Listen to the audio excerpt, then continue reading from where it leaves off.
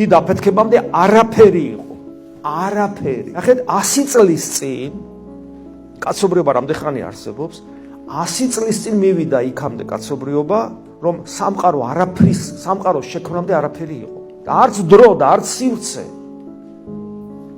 გესმით, არაფერი იყო, არც მატერია.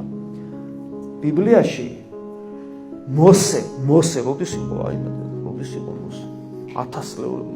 მოსე წერს უკვე, რომ ღმერთმა სამყარო არაფრისგან შექმნა. მერე მაკაბელთა წიგნში პირდაპირ წერია ესე.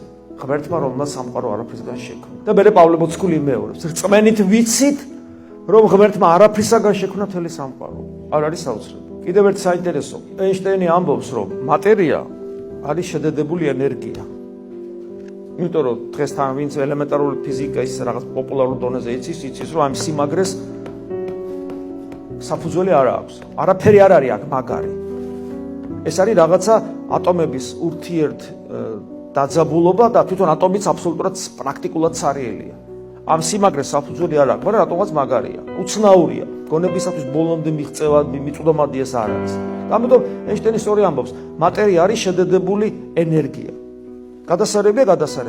მაქსიმე აღსარებელი მერვე საუკუნეში ამბობს, რომ მატერია არის ღმერთის მიერ შექმნილი ენერგია. არ არის საოცრება? აი ეს რამდენიმე მაგალითი მოვიყვანე იმის დასტურად, რომ რწმენა არის შემეცნების ერთ-ერთი ორგანო, რომელიც მეცნიერულ საბუნებისმეტყველო მეცნიერებასაც კი უსწრებს ზოგ შემთხვევაში რაღაცები აქვს შემეცნებული ისეთი, რაც მანამდე უკვე ითქვა და რაც დაფიქსირებულია.